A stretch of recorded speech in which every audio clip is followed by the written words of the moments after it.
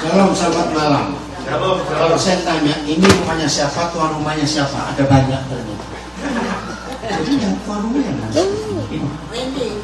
Oh, Randy. Randy yang punya rumah kan Randy. Raya raya ini Randy. Jadi pagi rambutku nggak gini terus jadi berubah.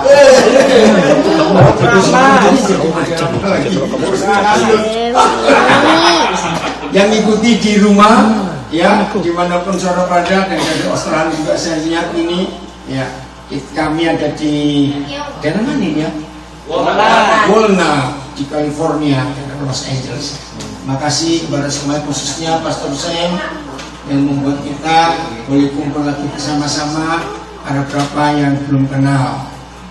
Baik, jadi ceritanya minggu yang lalu, ya, kita ibadah, kami ibadah, dan Tuhan melawat sesuatu yang baru. Puji Tuhan, akhirnya bisa kumpul lagi hari ini. Filipnya mau nggak ada kemana? Ini loh, sama ini gede nih. Oh, sembunyi situ Filip. Papa maunya kata Filip. Oke.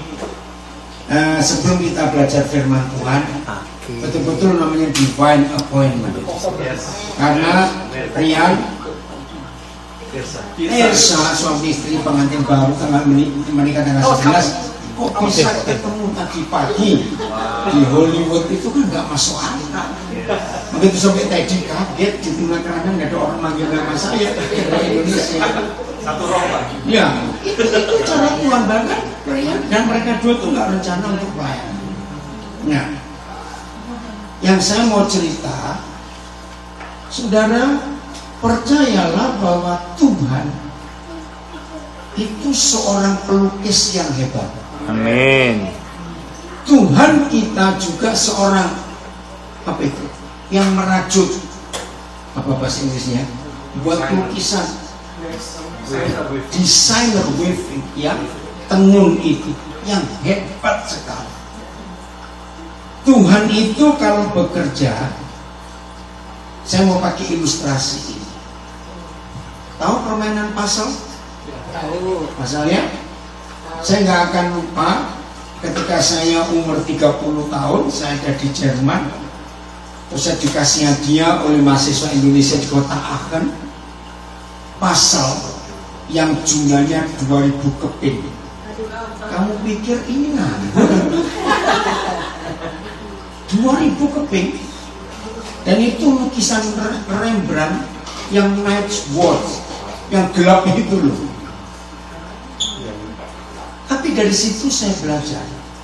Dan setelah 3 tahun saya bolak-balik Jerman tetap nggak selesai. Ya karena 2000 keping itu dibaca menyelesaikannya. Dan sampai sekarang saya nggak tahu ada di mana barang itu. Iya karena 2000 keping banyak, kan itu mau nungguin berapa bulan itu sampai selesai. Tapi ternyata begini, sejak kita dalam kandungan sampai kita lahir, sampai nanti kita dipanggil Tuhan, percaya nggak, hidup kita itu seperti kepingan puzzle. Amin. Betul? Misalnya 2000 keping, kita bisa susun 1999. Satu hilang. Lengkap nggak? Saudara, belajarlah untuk mengumpulkan keping demi keping di hidup kita. Sekecil apapun kepingan itu. Sebelum sekarang ini, saya ada 2 Zoom. Tadi jam 3 PM saya Zoom. Setelah itu selesai, terus jam 7 tadi saya di luar, saudara masuk ke Zoom.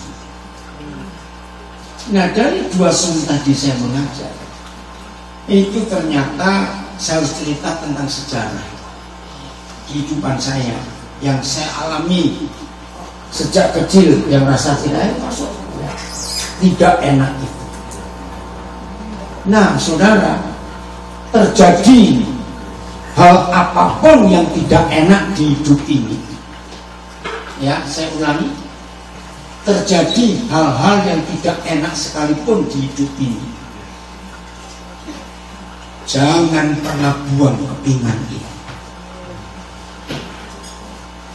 Setuju? Jangan pernah buang kepingan-kepingan itu. Apa bahasa Inggrisnya? Krisis. Terima kasih. Jangan buang. Sebab pasal hidup kita yang dibuat oleh Bapa di surga sangat memerlukan kepingan-kepingan itu. Betul saya berkata, setidak enak apapun itu akan melengkapi the whole picture. Seluruh lukisan akan dilihat jelas. Setuju nggak? Nah, ini cerita hari ini tuh luar biasa. Saya kenal Ryan sejak dia belum lahir. Kenapa? Sebab saya kenal opa omanya.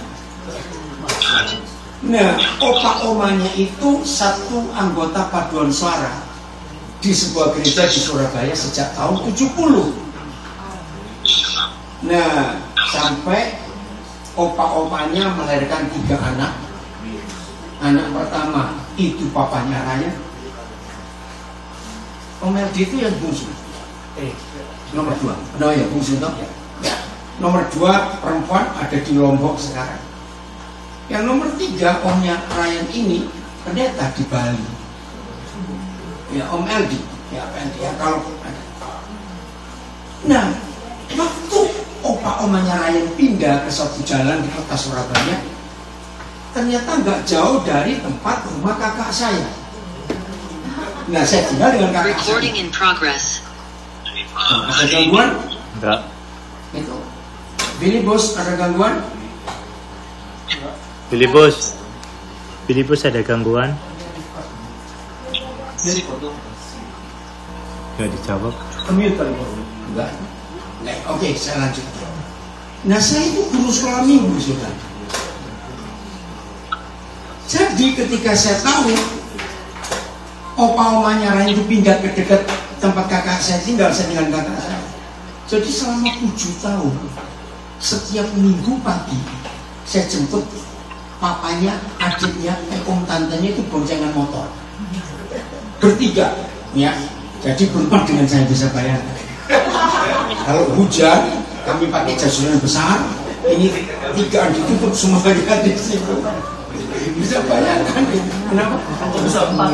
Apa? Orang Indonesia masa lupa. Orang Indonesia. Serius. Itu 7 tahun, saudara. Maka itu luar biasa. Sampai papanya Rian menikah. Rian anak berapa? Bungsunya. Iya. Nah, ternyata nyambung lagi sampai hari ini pelayanan itu. Ya, luar biasa betul itu. Nah, itulah kepingan hidup. Kenapa ada masalah? Enggak ada situ itu enggak di-mute, tak di-mute. Iya, ini tak. Oke ya. Nah, maka itu saudara. Kenapa hukum Tuhan berkata ucapkan syukur senantiasa? Itu suara mana? Di dalam ada satu orang sih nggak di-mute. Bisa, Bapak host juga. Ya. Tolong Filipus beritahu yang siapa nama siapa itu? Udah, Bang. Udah. Oke. Maaf ya, tolong ganggu yang mengganggu matikan dulu itu ya. Nah, mari kita baca ayat ini supaya jadi pegangan buat hidup kita semua. Ini Pak Yosef nggak ada ya? Pak Yosef belum datang, Pak. Nggak bisa datang sama jam sekian. Oke. Mazmur 139 ayat 13. Mazmur 139 ayat yang ke-13. Ya, sudah semua dapat? Mazmur 139. Ya. Ya kan boleh baca yang kuat. Duduk aja nggak apa-apa. Mazmur 139 Wah, ini ayat pengkhotbah, 13. ini pengkhotbah lapangan, enggak perlu mikrofon.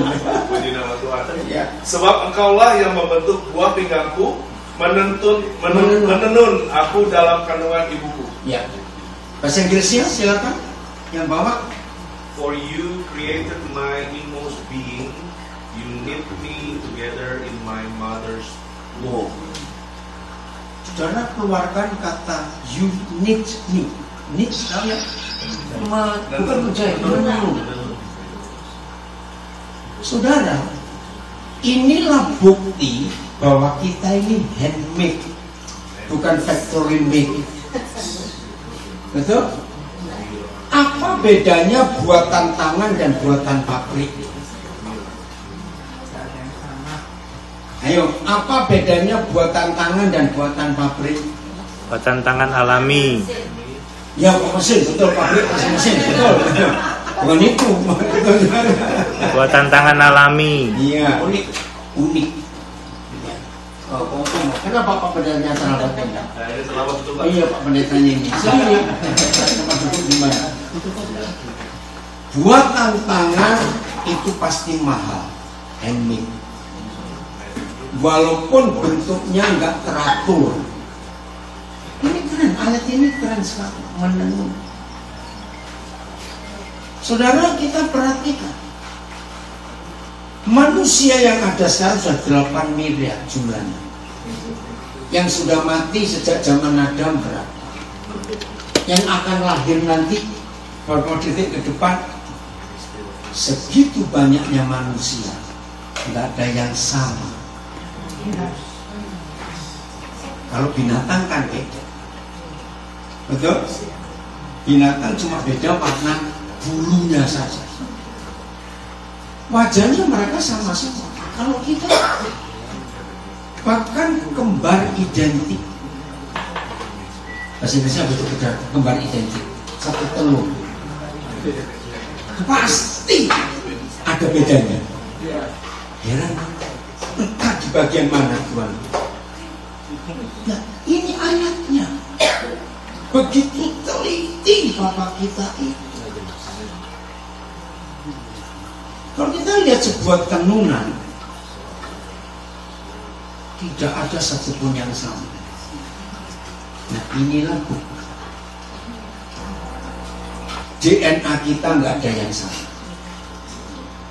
Our fingerprint, sidik jari kita tidak ada yang sama. Kalau cuma sekian sentimeter persegi aja nggak ada yang sama. Letak gigi kita di gusi kita nggak ada yang sama. Retina mata kita nggak ada yang sama. Susunan kimia rambut kita semua manusia nggak ada yang sama.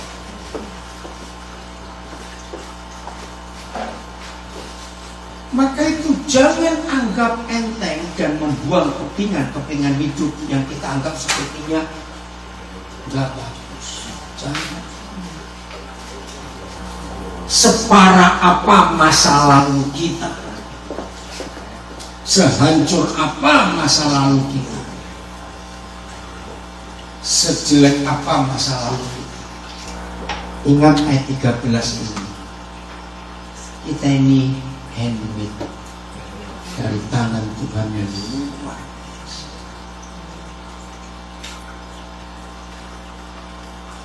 Hebat sekali. Jadi Tuhan itu membuat sedemikian rupa. Ayat 14. Masih Markus 1:39, ayat 14. Ayat 14, aku bersyukur kepadamu oleh karena kejadianku dahsyat dan ajaib. Ajaib apa yang kau buat dan jiwaku benar-benar menyadarinya. Wih, luar biasa. Inggrisnya? I praise you because I'm fearfully and wonderfully made. Nah itu, fearfully and wonderfully made. Wih, buatan Tuhan ini gak bisa kita describe betapa hebatnya. Amen. Terus, Your works are wonderful, I know that full well. wow, full well, I know. Nah, ayat 14 ini saya katakan, kalau ada orang membuli, ya, mengejek siapapun kita, kamu kok jelek, jangan tersinggung. Di dunia ini gak ada orang jelek. Loh, kok nggak percaya? Jelek mau dibandingkan siapa? Kita ini sendiri semuanya tahu satu. Loh, betul tidak? Nggak bisa. Nggak ada orang berkata kita jelek. Karena nggak ada duanya, cuma satu. Ya, maka itu nanti malam kalau mau tidur, habis cuci muka, cuci kepala, lihat cermin, senyum sendiri. Baca ayat ini. Wih, kejadian bunyi dahsyat dan ajaib. Ajaib yang kau buat, benar-benar jiwaku itu menyadari. Walaupun pesek misalnya, jangan bilang pesek, hidup itu mancung ke dalam. Nah, itu dia. Ya, jangan bilang aku kok pendek, jangan, kurang tinggi. Oke ya. Jangan bilang aku kok hitam, enggak, kurang putih. Caranya ngomong. Kenapa? Bukan harus, ini memang firman Tuhan. Enggak ada yang sama, kita semuanya enggak ada. Hebat sekali. Jadi ingat itu. Pernah dengar istilah tanda tangan? Ya, bukan cuma sign, signature itu kata yang bagus. Itu dari dua kata, sign and nature. Alam ini penuh dengan tanda tangannya Tuhan. Amin. Lukisan-lukisan terkenal pasti ada tanda tangan Tuhan. Nah, di hidup saudara dan hidup saya ada tanda tangannya Tuhan, His signature. Amin. Jangan cari di sebelah mana, nggak usah dicari. Pokoknya ada tanda tangan Tuhan. Berarti kita ini otentik. Dan cuma satu, jangan lupa cuma satu di dunia. Nah, begitulah gereja Tuhan. Semua gereja di dunia itu Tuhan tidak mau seragam. Saya pakai istilah bahasa Inggris, Papa di surga sangat suka unity, tapi dia tidak suka uniformity. Keseragaman dia tidak suka. Justru karena dia hebat, maka itu dia buat kita nggak ada yang sama sekali. Amin. Itu sungguh luar biasa. Nah, rusaknya gereja ketika Katolik memulai harus seragam semua sedunia, dan banyak gereja menyeragamkan. Tidak. Tuhan itu unik. Betul? Siapa yang punya anak lebih dari 2 kandungnya? Saya tanya. Didiknya sama atau beda? Beda dong. Loh, saya ulangi ya. Yang punya anak lebih dari 2, didiknya sama atau beda masing-masing? Beda. Walaupun papanya satu, mamanya satu. Tiap anak itu unik. Nggak bisa pakai cara yang sama. Maka itu papa mama yang pernah berbuat salah membandingkan anak misalnya, kenapa kamu tuh nggak kayak cicimu? Itu menyakiti hati nggak? Sakit. Kenapa kamu nggak kayak adikmu? Jangan sekali-kali berkata seperti itu. Itu menyakitkan buat anak itu. Nah, Papa nggak pernah membandingkan kita dengan yang lain. Ingat waktu Daud maju perang? Karena hukum perang internasional sampai hari ini tidak boleh ada prajurit maju perang nggak pakai pakaian perang. Betul nggak? Itu sampai hari ini loh. Nah, karena sejak zaman kapan sampai zaman kapan itu nggak ada pakaian perang ukuran small atau S. Extra small. Lebih lagi nggak ada. Small juga ada, small. Maka itu ketika Saul memaksa Daud, karena itu hukum perang internasional, bagaimana Daud? koplok itu kebesaran semua karena nggak ada ukuran es. Bisa ngerti itu? Nah, Daud mau disamakan dengan prajurit Saul yang lain, nggak bisa. Tuhan punya cara dalam mendidik Daud. Dan beda dengan didikan hukum perang di zaman itu, sangat beda. Nano, kenapa kamu telat? Oh, kerja. Dapat lebih banyak lagi. Karena keluargamu nggak ikut. Oh, nggak maaf di sini. Berarti nggak bareng-bareng lagi. Dari kerja. Sudah ngerti ya konsep ini Tuhan tuh unik. Nah, ini konsep yang penting. Murid Yesus itu banyak atau sedikit yang awalnya? Banyak. Dikit cuma 12 orang. Betul? Tapi lihat cara dia didik mereka 12. Beda semua. Jadi ingat, gereja Tuhan nggak mau ada keseragaman. Karena gereja bukan McDonald, bukan Kentucky Fried Chicken, bukan ini, ya. Itu seragam semua, nggak bisa. Tuhan mau itu tujuh. Tadi pagi ada yang telepon saya dari Texas, saya disebut pertama.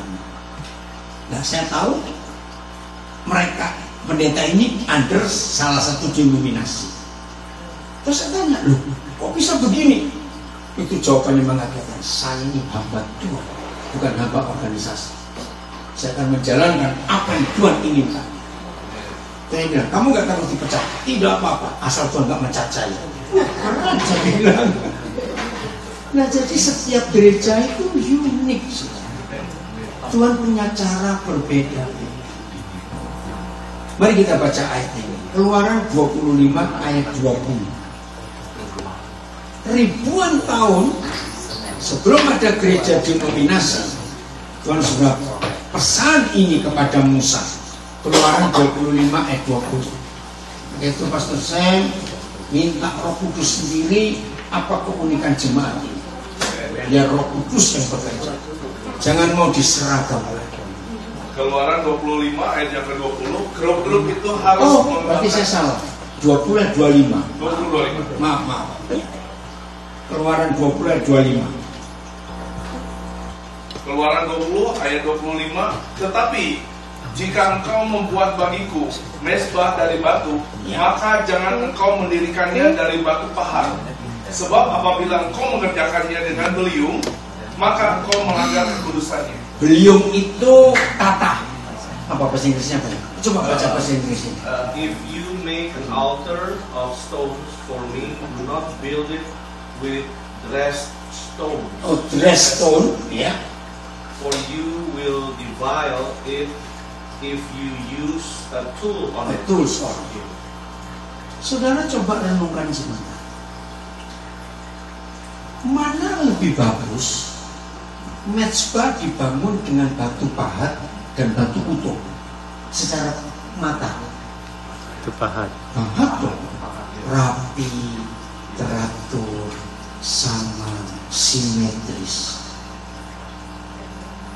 Tetapi ribuan tahun yang lalu, yang oleh Tuhan sudah pesan kepada gereja, altar atau mezbah itu pusat semua ibadah. Betul tidak? Mezbah itu pusat ibadah. Nah, apa pesan? Kalau kamu buat ibadah dan ada mezbah, ada altar, jangan pakai batu pahat, dress stone. Biarin apa adanya. Karena begitu kamu menata, mempahat, memotong simetris batu-batu itu, kamu melanggar kekudusannya. Di sini kita melihat papa kita senang yang julid. Catat itu baik. Sekian puluh tahun saya menjadi hamba Tuhan. Dalam tanda kutip, saya sudah buka gereja nggak tahu berapa banyak, ratusan. Saya nggak hitung biar Tuhan. tapi tidak ada satupun. Hamba Tuhan gembala saya tempatkan di jemaat-jemaat itu, saya pakai cara yang sama. Tidak. Saya berkata kepada mereka, temukan sendiri cara Roh Kudus di tempat yang lain. Dan itu terjadi hal yang luar biasa. Paulus pernah terbentuk. Coba buka Kisah Rasul 16 ayat 4 dan 5. Maka itu Papa kita senang yang unik. Karena yang unik itu pasti indah dan mahal harganya. Kisah Rasul 16 ayat 4 dan 5. Kalau kita duduk capek, bisa di pangkunan. Oke, habis berdirinya di situ. Ya 4 dan 5. Coba baca Kisah Rasul 16 4 dan 5. Kisah Rasul 16. 16. Ya, ayat 4 dan 5. Maaf, saya salah. Kisah Para Rasul 16 ayat 4. Dalam perjalanan keliling dari kota ke kota, Paulus dan Silas menyampaikan keputusan-keputusan yang diambil para rasul dan para penatua di Yerusalem dengan pesan supaya jemaat-jemaat menurutinya. Ayat kelima, demikianlah jemaat-jemaat diteguhkan dalam iman dan makin lama makin bertambah besar jumlahnya. Hebat. Makin lama jemaat-jemaat makin bertambah besar jumlahnya. Karena Paulus dan Silas melakukan pelayanan dengan doktrin dari Yerusalem. Dengan kata lain begini, kok ini jadi berubah suara saya? Dari mana? Speaker. Enggak, enggak. Oke ya. Ayo coba ya Bapak Tuhan, Pak Sen, saya. Khotbah seperti Paulus ini perlu pergumulan enggak? Artinya perlu persiapan khotbah enggak perlu. Cuma dengar perintah Yerusalem nyuruh apa? Ya khotbahkan itu. Dan hasilnya memang luar biasa karena firman. Tapi Tuhan tidak puas. Lihat ayat 6. Terjadi apa? Ayat ke-6, mereka melintasi tanah Frigia dan tanah Galatia karena Roh Kudus mencegah mereka untuk memberitakan Injil di Asia. Saudara, ini sejarah Injil masuk Eropa. Kenapa saya perlu menekankan ini? Gereja Eropa lah yang menginjili dunia. Belanda, Jerman, Swiss, Inggris itu mengutus misionaris, betul, sampai ke Amerika Utara, Amerika Tengah, Amerika Latin, sampai ke Asia, sampai ke mana-mana, New Zealand, Australia. Itu gereja Eropa.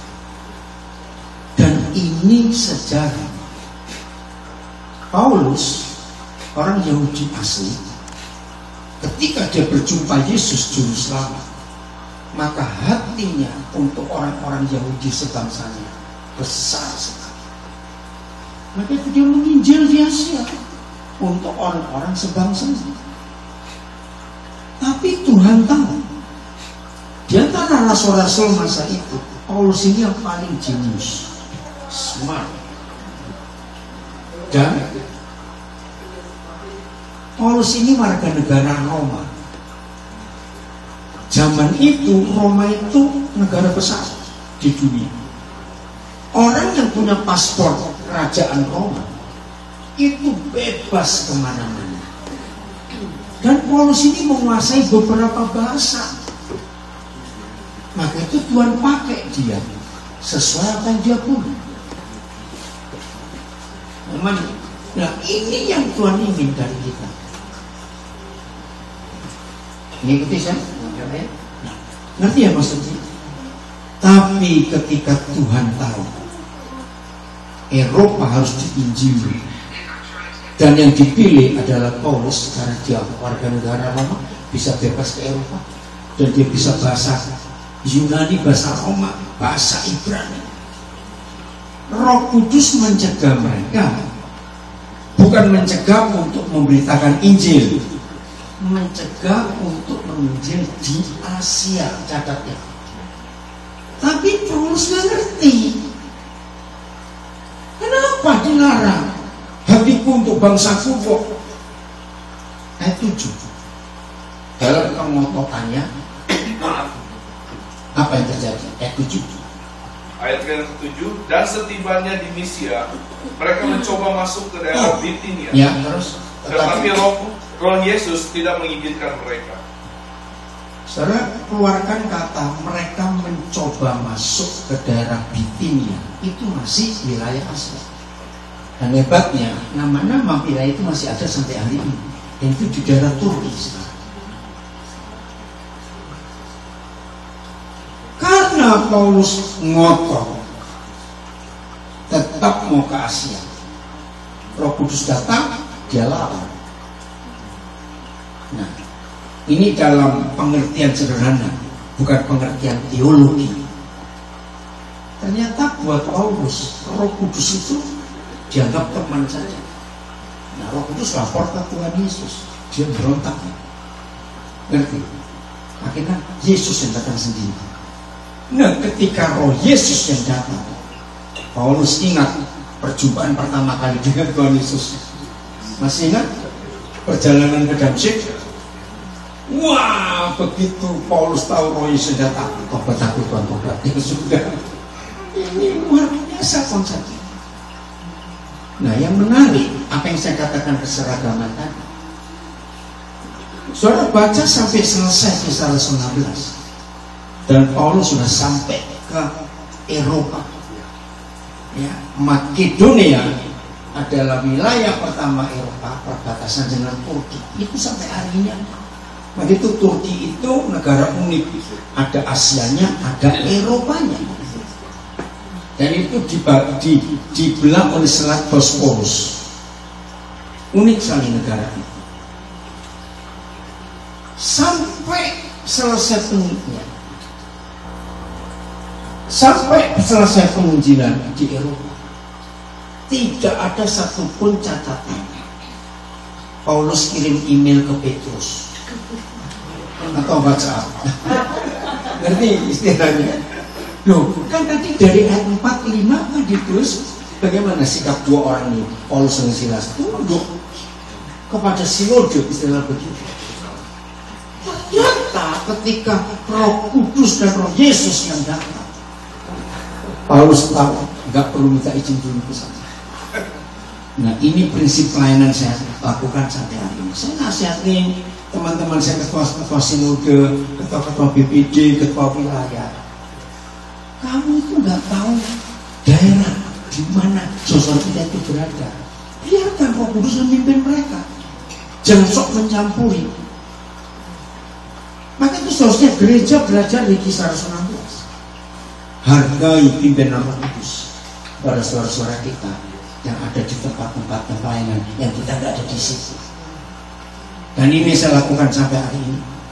Ya, kalau ditanya gereja cabang dalam istilah, sesuka itu dari Papua, ya Maluku, NTT, beberapa banyak, Kalimantan, Sulawesi. Anak-anak saya di pelayanan, saya tidak pernah menyampuri. Saya berikan mereka kebebasan.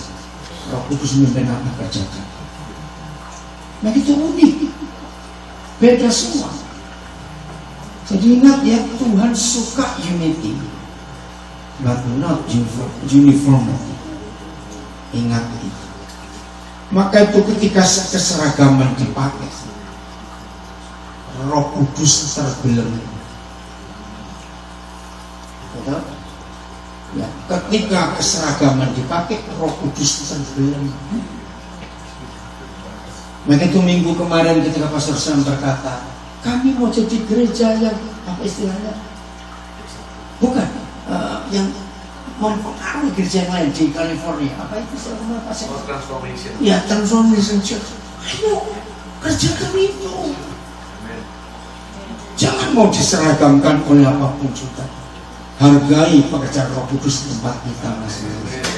Karena dia punya cara yang berbeda. Ingat, jangan membangun mezbah dengan dress stone, itu kata Pak. Yang sudah diatur rapi, tidak. Biar Roh Kudus bekerja semau. Nah, ayat 8. Masih kotor Paulus ini ternyata. Ayat 8. Setelah melintasi Misia, mereka sampai di Troas. Terus? Ayat 9. Pada malam harinya tampaklah oleh Paulus suatu penglihatan. Ada seorang Makedonia berdiri di situ dan berseru kepadanya, katanya, menyeberanglah kemari dan tolonglah kami. Ini luar biasa. Jadi terakhir sampai ke Bitinia, Roh Kudus mencegah. Mereka melanjutkan perjalanan menuju ke Troas. Itu masih sama namanya sampai hari ini. Sampai Troas sudah malam. Jadi nggak bisa ngapa-ngapain. Apalagi zaman itu transportasi nggak ada lampu. Ya harus diam. Saya sering mengajarkan ini. Rekan-rekan hamba Tuhan, kita anak-anak Tuhan, murid-murid Tuhan Yesus pasti pernah mengalami malam. Ada 3 hal terjadi malam di hidup kita. Itu kemarin ketika dengar kesaksian pastor saya, berapa bulan yang terjadi malam di gereja, terjadi goncangan besar. Kalau kita sedang sakit, nggak bisa ngapa-ngapain, diinfus lagi, mau pergi kemana? Betul? Itulah malam buat hidup kita. Jangan memaksa bergerak, nikmati dulu malam. Malam bisa terjadi ketika kita nggak punya duit, jangan cari utangan. Tunggu saja, nikmati malam kita. Ketika kita terpojok, terjepit, nggak bisa ke kiri ke kanan, mundur maju, nggak bisa. Itu malam. Istirahat, nikmati. Pasti Papa punya skenario baru untuk belokkan kita kemana. Ikuti, jangan salahkan siapa-siapa yang buat malam itu di hidup kita. Jangan. Setuju ya? Nikmati saja. Karena Tuhan akan bicara. Coba baca lagi ayat 8 ya. 10 sekarang. Enggak, yang 8. Oke. Setelah melintasi Misia, Ya. mereka sampai di Troas. Ya.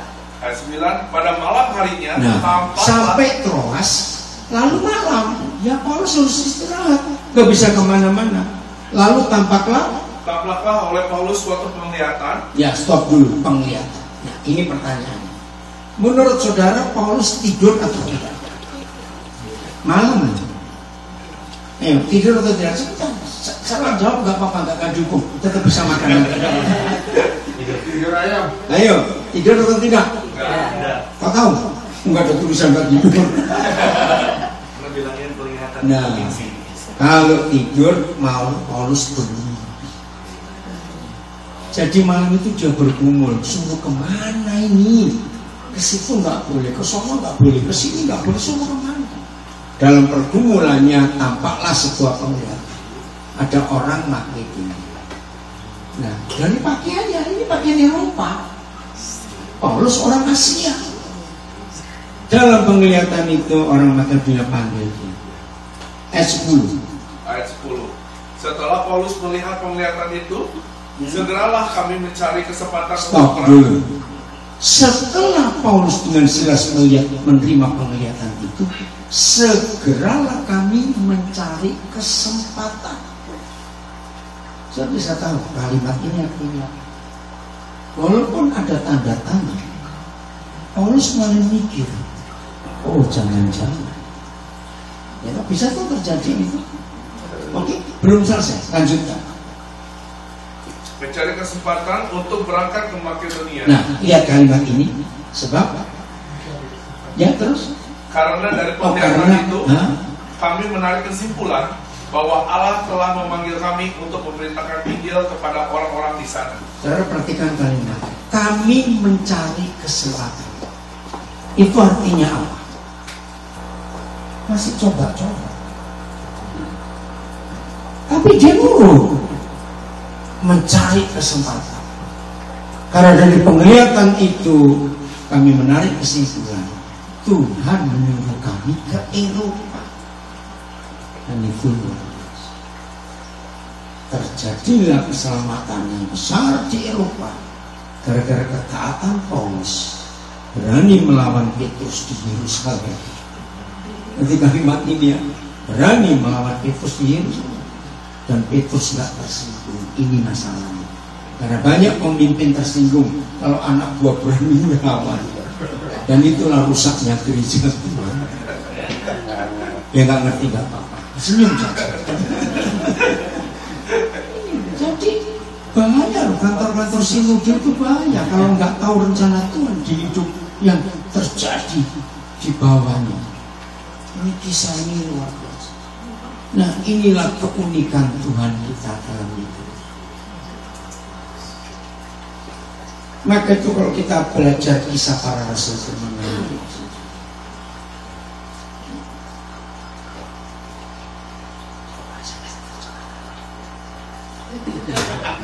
Sudah apa? Sudah selesai? Sudah. Oke, tidak apa-apa.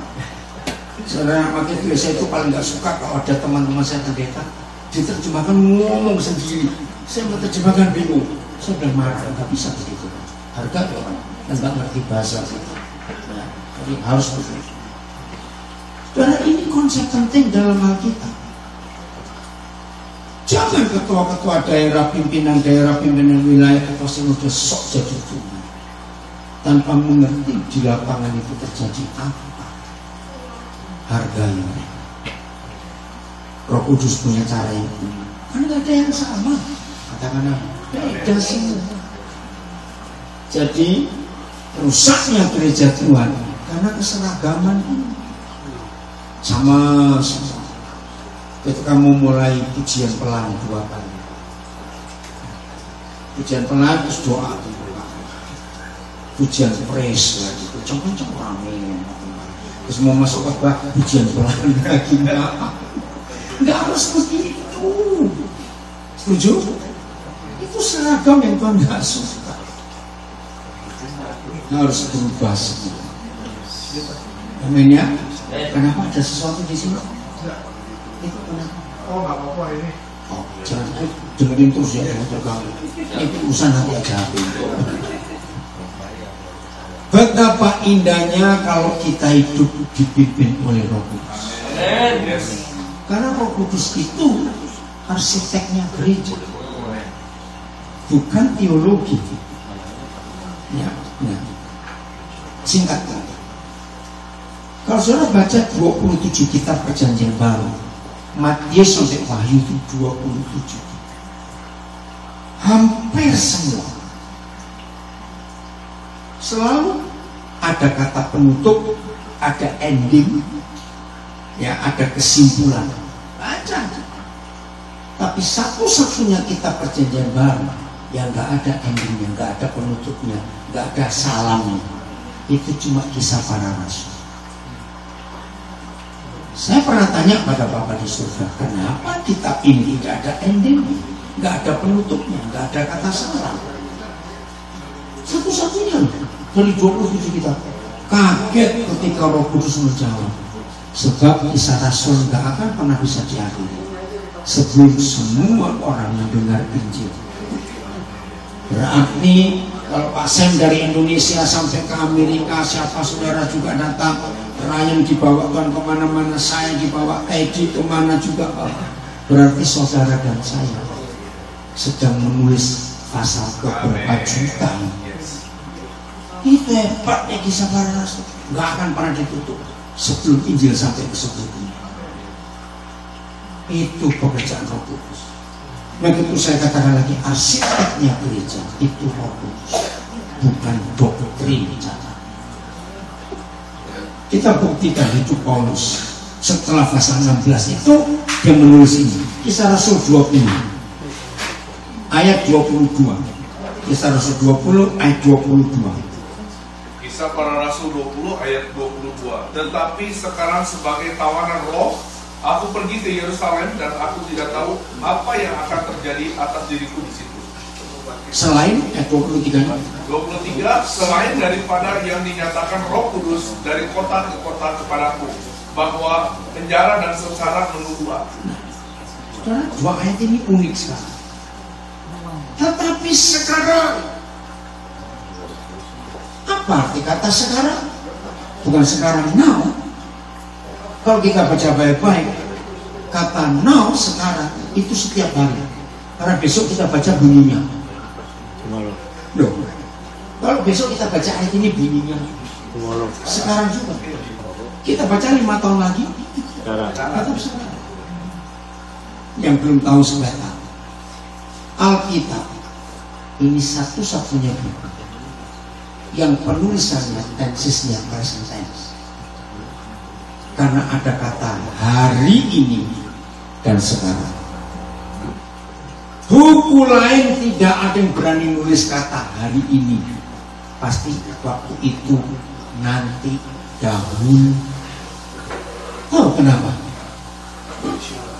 Karena itu sejarah. Tapi ini hidup, up to date. Amin, saya ngomong begini. Itu jasanya Alkitab. Sungguh tidak ada buku lain cara baca. Nggak ada kata pada hari ini. Loh, kenapa mereka nggak berani menulis kata hari ini buku-buku yang lain? Ya karena belum tentu terjadi. Tapi kalau apa, itu selalu present tense. Oh, amin. Ini luar biasa. Ini kata sekarang dan hari itu kata jasa dalam Alkitab. Nggak ada buku lain berani menulis hal itu. Menungkap hal ini. Jadi kapan Paulus jadi tawanan roh? Tiap hari. Tiap hari. Apa arti kata tawanan roh? Dipimpin, diatur, disetir, dikendalikan, dibelenggu, diperbudak. Nggak maunya sendiri. Beda dengan Petrus. Itu masih ada bantahnya pada Roh Kudus. Kalau Paulus nurut total. Kenapa sih? Katanya kurang gede suaranya. Suara kurang gede nggak berarti nggak, bukan itu, bukan. Karena agak jauh toh, langsung nggak maju. Coba. Nah, mas, ya. Oh, kurang besar, oke saya kencengin, maaf.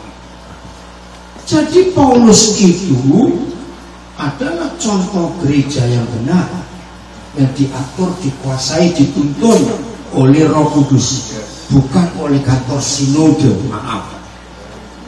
Sinode pun harus dikuasai oleh Roh Kudus, sehingga tahu masing-masing cabang yang ini mau dibuat apa oleh Roh Kudus sendiri. Karena beda. Maka itu ketika banyak gereja menyeragamkan khotbah minggunya harus sama semua dari pusat, jemaat tidak bertumbuh. Karena belum tentu kebutuhan firman itu untuk jemaat ABC dan seterusnya. Maka itu semua sinode harus berani mempercayakan Roh Kudus kepada gembala-gembala dan saudara lantik untuk ada di tempat-tempat yang berbeda. Itu uniknya Roh Kudus. Nah, Roh Kudus itu menuntun Paulus itu hebat. Tetapi sekarang sebagai tawanan roh, aku pergi ke Yerusalem. Saya mau tambahkan satu kata, dan aku tidak mau tahu. Aku tidak mau tahu, karena dia tahu, tapi nggak mau tahu. Dia taunya apa? Kalau aku pergi ke Yerusalem, maka sengsara dan penjara menunggu aku. Ayo, orang pikiran waras, Joto mau masuk penjara, datang sana atau pulang? Kabur. Tapi Paulus tidak. Aku nggak mau tahu. Selain, itu kata penting. Selain, artinya nggak ada yang lain. Aku cuma hidup oleh pimpinan Roh Kudus. Itu saja. Wah, hidup seperti itu luar biasa. Diatur, dipimpin oleh Roh Kudus.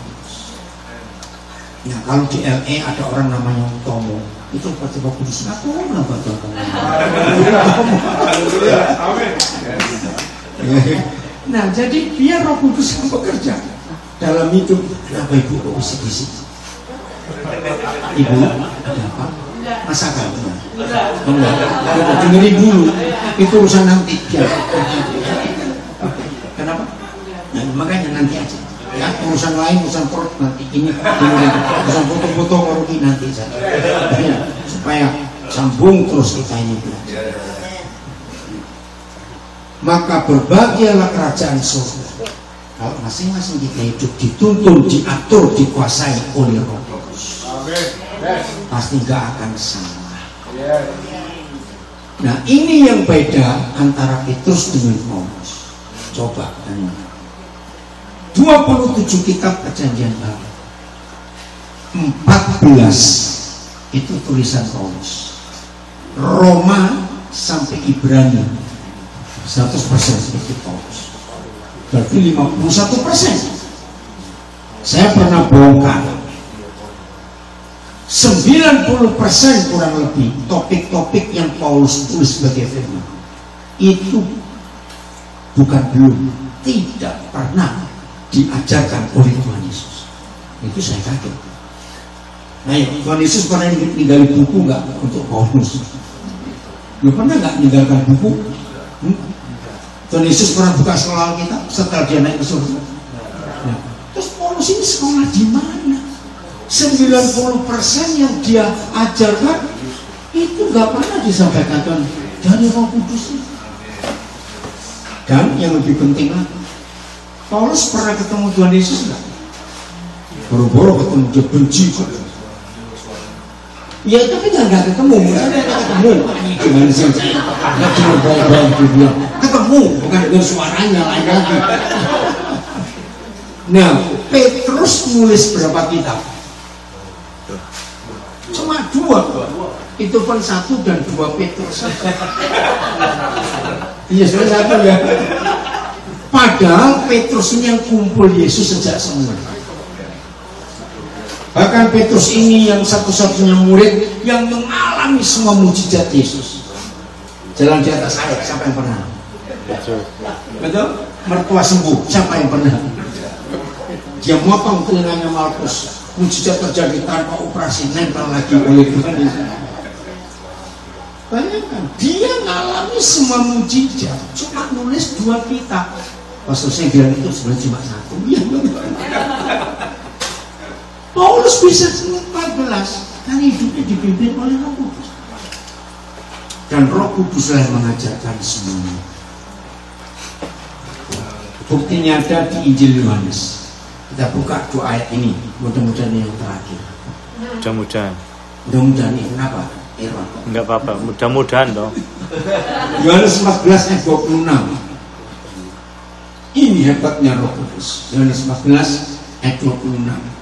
Yohanes 14 ayat 26. Tetapi penghibur, yaitu Roh Kudus yang akan diutus oleh Bapa dalam namaku, dialah yang akan mengajarkan segala sesuatu kepadamu dan akan mengingatkan kamu akan semua yang telah kukatakan kepadamu. Haleluya. Di ayat ini Roh Kudus itu apa? Kerjaannya, fungsinya, profesinya penghibur. Bahasa Inggrisnya apa? Advokat. Ada terjemahan lain, ya.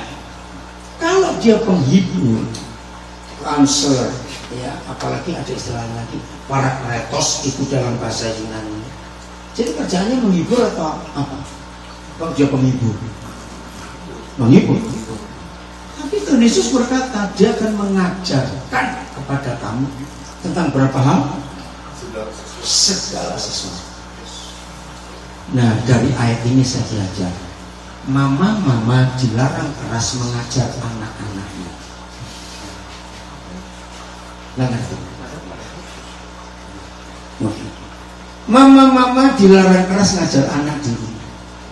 Kenapa? Karena hampir semua mama kalau ngajar anak nggak menghibur, marahi. Lu nggak ngerti? Baru ngerti sekarang. Betul? Mama yang ngajari anak tidak menghibur, anaknya tambah goblok tahu. Karena ketakutan. Kalau betul ini gurunya. Jadi mengajar itu ada bahasa terjemahan lain, bukan advokat. Comforter. Iya, terima kasih ya. Comforter. Banyak istilah. Setuju ya mama-mama? Tapi papanya jangan malas gitu. Mama galak, papanya malas, anak jadi apa nanti? Okay. Maaf ya. Sekolah teologi sehebat apa? Sebut kalau California Fuller Theological Seminary itu paling hebat. Baptized ada macam-macam. Maaf. semua sekolah teologi itu minimal pegang 2 doktrin. Berarti kalau ada orang yang ingin kenal semua doktrin, kenal seluruh kebenaran, maka mereka sekolah di semua sekolah teologi di dunia baru lengkap. Sempat selesai? Enggak, mati. Terlalu banyak. Ya enggak? Kok usah pakai istilah Jawa, meledos otak. Maaf ya, kata meledos itu meletus otak, ini meletus. Nggak sanggup. Tapi puji Tuhan ada profesor hebat, Roh Kudus, yang mampu ngapain? Mengajar kita tentang berapa? Segala sesuatu. Segala, bukan banyak, segala sesuatu. Bahkan saya menemukan kebenaran ini. Begitu jahatnya doktrin gereja, memberangus, membelenggu Roh Kudus hanya untuk mengajar seputaran hal-hal rohani saja. Betul? Pada Roh Kudus itu segala sesuatu. Saudara percaya Roh Kudus seperti mode? Saudara percaya Roh Kudus seperti bumbu dapur? Jangan ragu-ragu jawabnya. Segala sesuatu kok. Mengerti. Ya sudah. Beri dia hak untuk mengajar kita tentang segala sesuatu. Karena itu memang profesinya. Jangan dibelenggu oleh doktrin. Nggak bisa. Roh Kudus hanya untuk ini, untuk itu. Ya dia diam kalau nggak bisa. Bahkan hal yang hebat, dia nggak cuma mengajar kita tentang segala sesuatu. Lihat kalimat kedua, dia mengingatkan kita tentang semua yang Yesus sudah pernah ajarkan. Maka gereja dan murid-murid Yesus tidak punya istilah lupa Tuhan. Awas kamu bilang lupa. Karena ada comforter, ada advocate yang mengingatkan kita. Tapi memang saudara, manusia itu seperti itu. Jujur dan jawab. Kalau setuju nggak usah jawab tertawa saja. Yang namanya manusia itu kalau utang orang lupa. Kalau orang utang ingat terus. Setuju? Ini kalau kita. Maka itu ada Roh Kudus yang luar biasa mengingatkan kita tentang semua loh. Betul nggak? Semua. Bacakan bahasa Inggrisnya, Pak Ustaz. But the helper, Oh, helper, ya. the Holy Spirit, whom the Father will send in my name, he will teach you all things All things. and bring to your remembrance Oh, all that I have said to you. amen. Bring to your remembrance all that I have said to you. Ya sudah. Nggak akan bisa lupa. Tadi setelah sesi Zoom yang jam 3, terus anak saya Chris dengan Teddy kami pergi. Nah, nggak tahu cerita apa tadi waktu itu, terus soal khotbah apa tadi nggak tahu, pakai catatan segala. Apa tadi awalnya? Di mobil itu, kalau Bapak ngajar nggak perlu pakai catatan apa. Ya, dari mana awalnya Bapak bicara? Oh iya. Ya tadi kami diskusi di mobil bertiga. Ya saya kalau ngajar seperti ini nggak pernah ada catatan apa. Karena saya bergantung pada Roh Kudus. Diingatkan ayat ini, diingatkan kesaksian itu, ya saya ikuti saja. Kenapa? Bukan tahu semua, dialami, beda dengan tahu. Dan saya mengalami ini.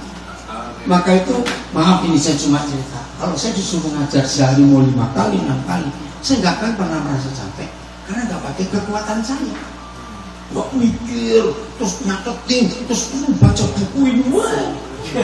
Karena ada beberapa teman saya mau khotbah sekali aja, bukunya 1 lantai keluar semua, ngeliat Google, lihat ini. Saya bilang, terus yang mau khotbahnya cuma 30 menit lagi. Bukunya segitu banyak. Maaf ya, bukan salah, cuma aneh. Pak Rocky mana kok jual? Oh, bener dong Pak Rocky. Betul nggak? Padahal bukan itu. Oh, jangan begitu. Ingat ya, Tuhan Yesus tidak pernah panggil kita sebagai pengkhotbah. Bongkar sampai robek Alkitab sudah enggak ada kata jadil pengkhotbah. Berkali-kali Tuhan Yesus berkata, engkau adalah saksi. Menjadi saksi itu nggak perlu kuliah. Sebab hanya menceritakan ulang yang dialami, yang didengar, yang dilihat. Nah, tadi kami di mobil bertiga bilang, tapi itu bukan khotbah. Khotbah harus belajar. Ini bersaksi. Ya, bahkan saya punya istilah, pokoknya siapa yang bisa ngomel pasti bisa khotbah. Betul? Mantap ya. Loh kenapa? Loh kok berarti kan ngomel di jemaat juga kan sama. Betul ya? Nggak ada alasan nggak bisa. Karena kita sudah mengalami bersama Roh Kudus setiap saat dalam hidup ini. Oke, saya stop dulu. Ada yang mau tanya? Yang di sini, ayo yang di rumah, nanti Pak Irwan akan bacakan. Ya, ada yang tanya Zoom, Instagram, Facebook. Ayo, ada yang tanya? Nggak apa-apa, di sini. Ayo, saya tunggu cepetan. Sebelum makanan dingin. Sudah dingin. Yang tadi yang mana sih? Ada? Ayo. Saya tunggu 1-2 orang. Masalah kurang. Rian, siapa yang bersama Teddy ya? Ayo. Ada? Mau tanya? Ada? Bacakan? Nggak ada. Oh, silakan. Rian. Saya pernah ngalamin kalau Roh Kudus bisa berbicara pada waktu saya tidur. Iya, macam-macam. Lagi berak pun bisa bicara kok dia. Nggak cuma waktu tidur, betul tidak? Ketika kita sedang bertapa di tempat itu, sebagai kata on the throne, itu Roh Kudus bisa bicara. Yes. Iya toh. Lagi ngupel aja Roh Kudus bisa bicara kok. Maaf. Lagi garuk-garuk dia bisa bicara. Benar, itu salah nih. Iya, betul ya? Yes. Oke, ada lagi yang lain? Pak, tanya Pak, Ya, kalau Roh Kudus tak pikir dulu kok Bambang ini. Enggak, ya wis, oke. dipertanyakan apa aja saya akan jawab. Waduh, luar biasa. Oke, tanya apa kok Bambang? Saya tanyanya begini Pak, Siap. kadang Siap. dalam pergumulannya, Siap. Oh, tadi orang ini ya. dalam pergumulan saya itu kadang itu sampai mentok Pak, Iya. sampai ya tidak mentok, namanya mentok itu sudah angkat tangan Tuhan sudah gitu ya. Kita lagi sebut. Tapi tidak ada suara Pak, tidak ada suara. Tidak ada suara itu apa Roh Kudus bekerja apa enggak? Iya. Cuma saya yakin walaupun tidak ada suara, tapi Roh Kudus itu sudah bekerja. Ini kira-kira bisa dibenarkan enggak Pak? Oh, bisa. Coba buka Yeremia pasal 18. Oh, sama si Pak, jadi makanya supaya orang yang di sana bisa lihat. Coba kita buka Yeremia 18 ayat 1 sampai 3.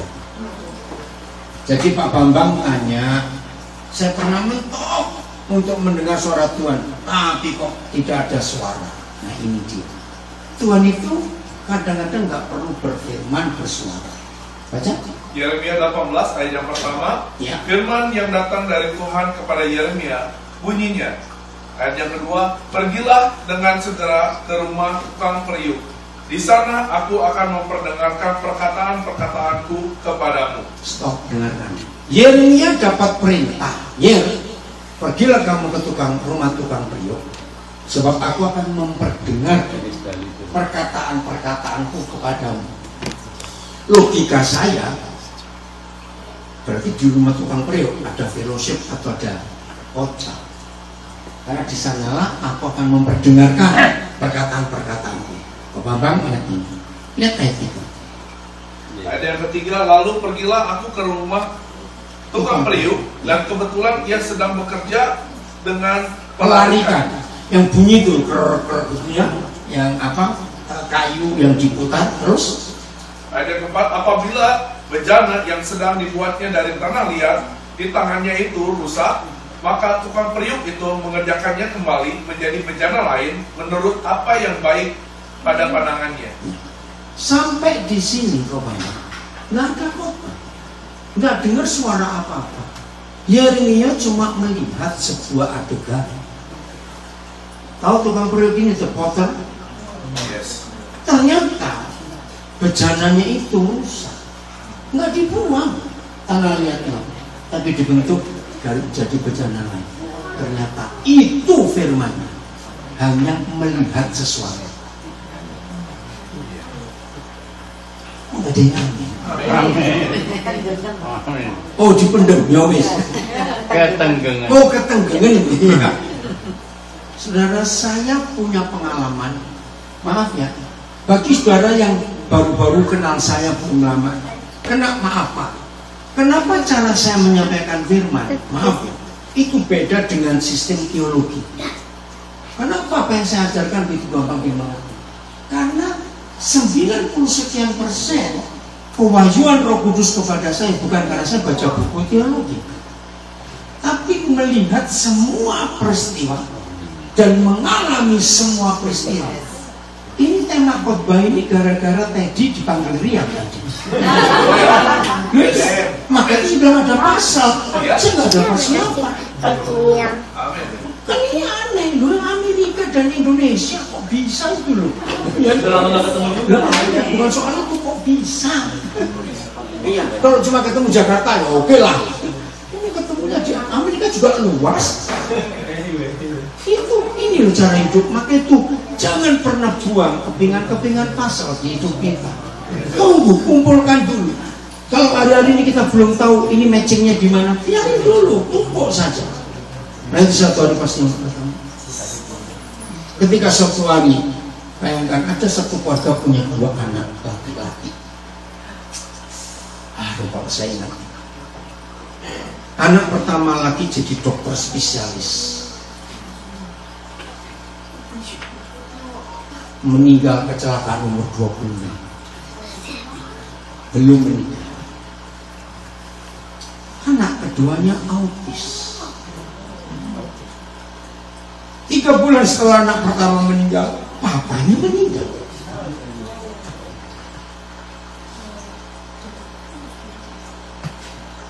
Saya nggak bisa menghibur kecuali saya bilang tunggu, suatu hari pasalnya akan ketemu pasangannya ini. Ini 2 minggu ini saya belum berhasil menolong suami istri muda. Mereka menikah 8 tahun baru punya anak.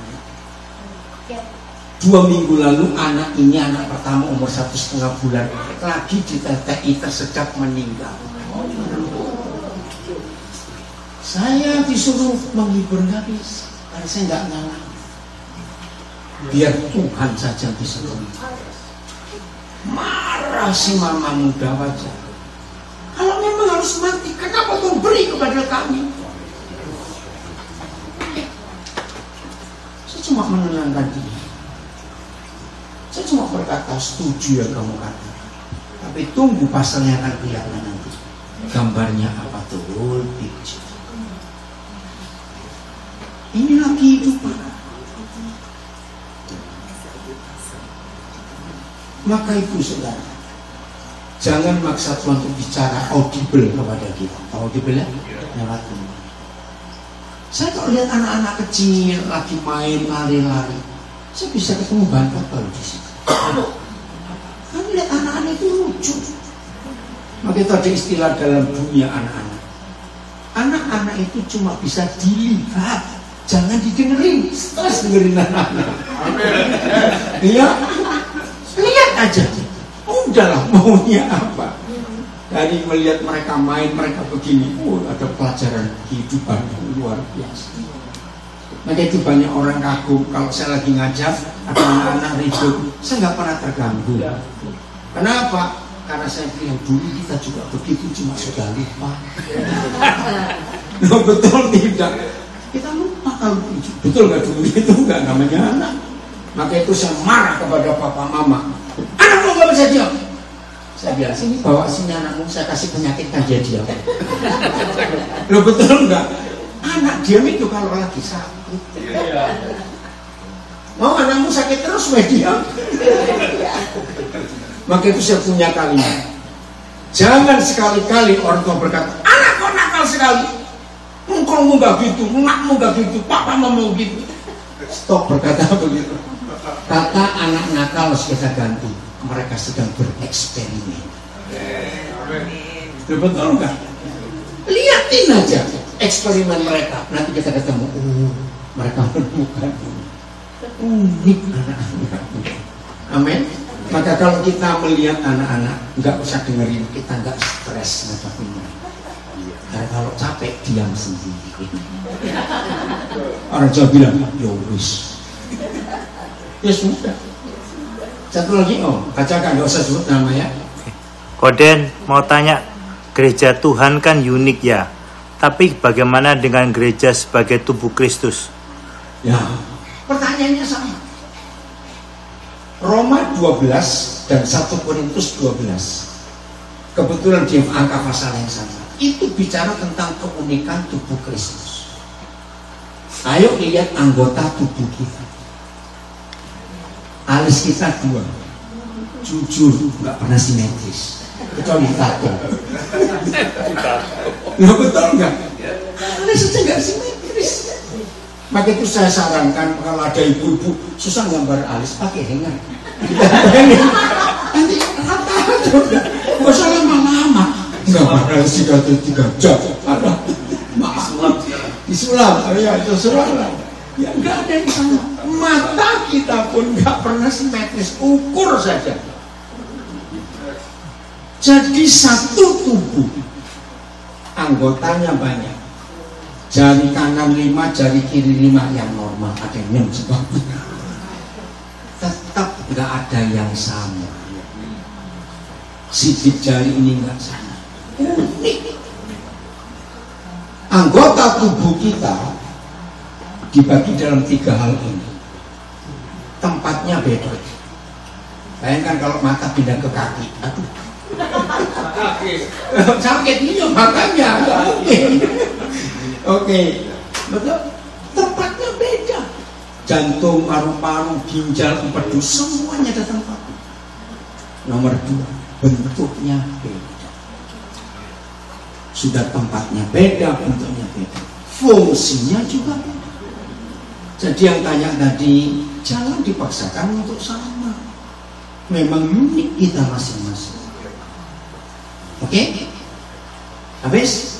Habis nggak makan? Jelas ya? Pak, saya mau ngomong sesuatu nggak? Sebagai kembali nggak apa-apa.